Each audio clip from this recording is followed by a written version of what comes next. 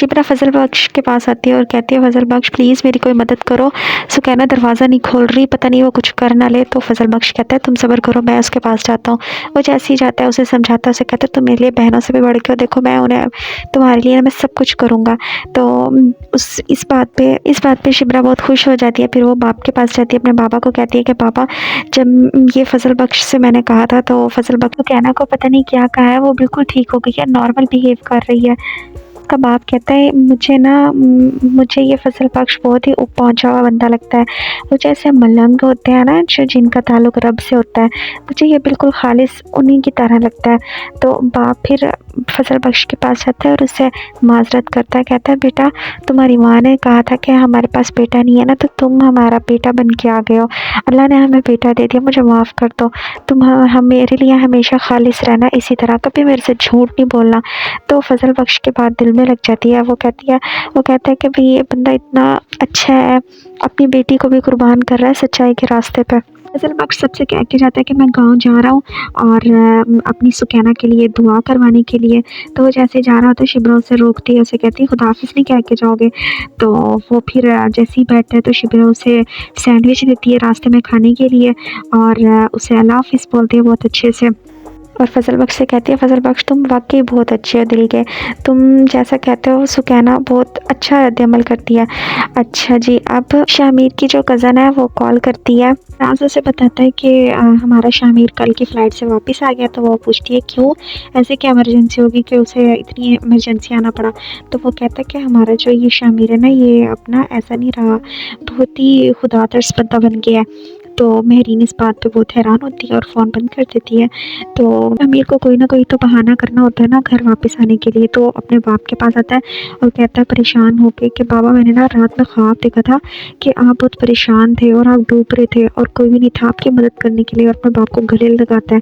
बाप उसकी इस हमदर्दी को देख के बहुत खुश भी होता है, परेशान भी होता है, कहता है शुक्र है बेटे ने हमें देखना शुरू कर दिया। दूसरी तरफ शामिर गुंडों को भेज देता है पप्पू को किडनैप करवाने के लिए। तो उन्हें कहता है कि चलो हम तुम्हें खाना खिलाते हैं और उनकी आंखों पे पट्टियाँ बांध के और उनको घसीटते हुए लेके जाता है। इसी तरफ सुकैना बहुत परेशान होती है और किसी से बोल नहीं रही होती, अपने बाप से बहुत ज़्यादा नाराज़ होती है। माँ ताने दे दे के बुरा हाल कर देती है सुलेमान साहब का। तो सुकैना कॉल करके कहती है प्लीज़ फजल बख्श कुछ करो। सुकैना तो किसी से बात नहीं करी, घर का माहौल बहुत ख़राब हुआ पड़ा है। तो वो फजल बख्श आके से कहता है कि मेरे पास ना बैलेंस नहीं था तो मैंने इसलिए कॉल नहीं की और मैं वजीफ़ा कर रहा हूँ इस वक्त, तो तुम परेशान ना हो, मैं उससे बात करता हूँ सुकैना से, वो बिल्कुल ठीक हो जाएगी। मैं कहती हूँ ओ मैंने तुम्हें डिस्टर्ब किया, चलो तुम अपना काम करो और बहुत शुक्रिया, तुम हम सबका बहुत ख्याल करते हो। नौकरानी ये बात सुन के बहुत हैरान होती है कि है इस हमारे शामिर के पास बैलेंस नहीं है।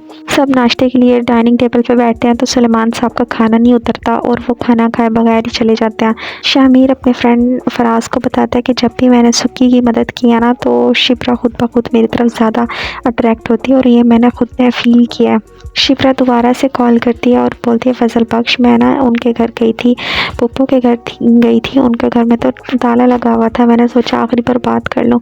तो शामिर कहता है कि आप क्यों गई थी, तुम परेशान ना हो, मैं सब कुछ ठीक कर दूँगा और आप अपने घर पे ही रहो।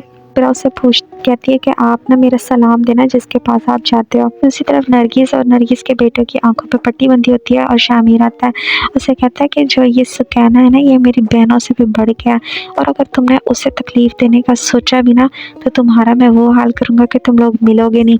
जैसे नरगिस आंटी कहती है मैंने तो कभी किसी का कुछ गलत नहीं किया, मैं तो बहुत मासूम हूँ। तो आगे से बोलता है शामिर कि मुझे पता है कि तुम कितनी मासूम हो, तुमने जो किया ना सुकैना के साथ, तो जैसे अगर अब उसकी आंखों में आंसू आया तो फिर तुम देख लेना, अरे तुम्हारे बेटे का वो हशर करूँगा कि तुम लोग कहीं दिखोगी नहीं दोबारा। तो वो डर जाती है। फिर फजल बख्श दोबारा से गुम हो जाता है ख्यालों के शिप्रा के।